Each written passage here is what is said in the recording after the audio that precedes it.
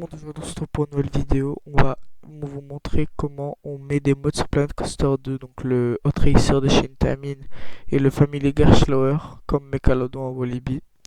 Tout ça sur Planet Coaster 2, donc premièrement je vais vous montrer comment ils sont les mods et comment ils fonctionnent, et après je vais vous montrer comment l'installer. Donc là on se retrouve directement sur le jeu, donc on va lancer le monde et je vais vous montrer comment ça marche.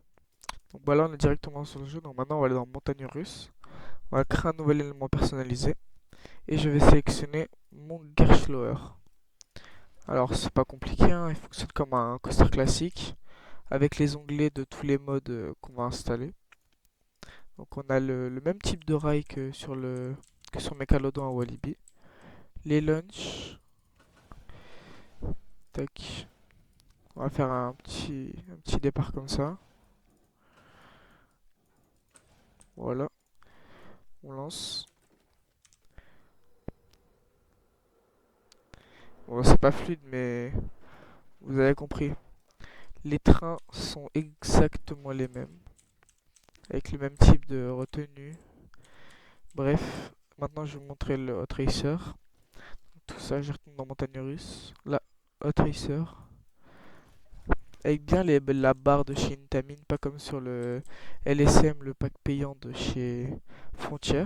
Donc là directement je pose la zone de launch, à pneus bien évidemment.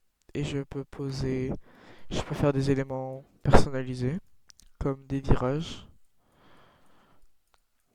comme ceci. Bref, on peut faire tout ce qu'on veut.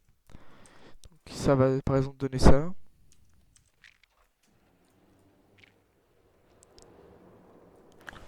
Voilà. Donc maintenant, on est parti pour montrer comment on l'installe. Donc maintenant, comment on installe les mods déjà? Si vous voyez la vidéo le 5 décembre, les mods ne sont pas encore disponibles sous la nouvelle version du jeu, donc l'update 8 avec la version de Noël, la neige et l'arrivée d'un DLC payant.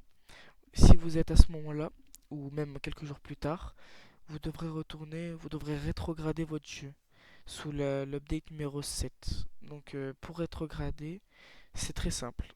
Vous allez faire Windows R, donc vous allez avoir le petit truc exécuté qui va apparaître, et vous tapez ça, Steam, vous faites OK. Donc vous allez arriver, bon, normalement il n'y aura pas tout ça sur votre truc, vous aurez vide. Donc vous allez copier directement ce que je vais mettre dans la description. Donc tac, tac, là je le colle, et vous faites Entrée. Et dès que vous aurez entré, ça va vous faire un long téléchargement d'environ 1 à 2 heures quand même. Et à la fin, vous aurez ce message-là, Depot Download Complete. Vous allez copier le répertoire qui vous sera donné. Donc vous recopiez CTRL-C. Vous allez faire Windows R, vous supprimez, vous faites Windows V, CTRL-V, pardon, et vous faites Entrée. Bon, moi, il n'y a rien, mais vous, il y aura tous les fichiers de Planet Coaster de l'update numéro 7. Donc directement, quand vous avez fait ça, vous avez tous les fichiers dessus. Vous allez retourner dans votre bibliothèque Steam. Vous êtes dans Planet Coaster 2. Vous faites Gérer, parcourir les fichiers locaux. Et tous ces fichiers-là, de l'update numéro 8, vous les supprimez. Vous supprimez tout, tout, tout, tout, tout. Parce que sinon, ça risque de pas marcher. Donc dès que vous avez tout supprimé, vous prenez vos fichiers qui sont tous ici, qui ressemblent très fortement à ceux, et vous copiez ceux qui sont ici vers là. Ça va mettre une bonne 20 à 30 minutes en fonction du temps que ça va mettre de votre ordinateur, s'il est lent ou rapide. Et dès que vous aurez fait ça, bah, vous pourrez maintenant installer les mods car vous serez retourné sous l'update numéro 7. Donc directement sous l'update numéro 7, vous arrivez dans vos fichiers de, du jeu. Vous allez faire Win64, OLV Data. Et là, vous allez avoir tout ça. Normalement, vous aurez uniquement jusqu'à ici, tous ces fichiers-là. Ceux-là, ah non, Game Main, vous l'aurez aussi. Mais Forge Utilise et tout ça, ce sera ce qu'on va rajouter. Et le ACSE aussi. Donc directement, vous allez aller sur le lien en description. Et vous allez cliquer sur All Mode. Vous allez télécharger tous ces fichiers qui sont tous les modes, donc le Switch Track Unlimited, le No Track Limit. le Hot Racer de chez Intamin, le Airtime Coaster de chez Gerschler, et de quoi les faire fonctionner. Donc directement, vous allez tout mettre dans votre fichier OLV Data.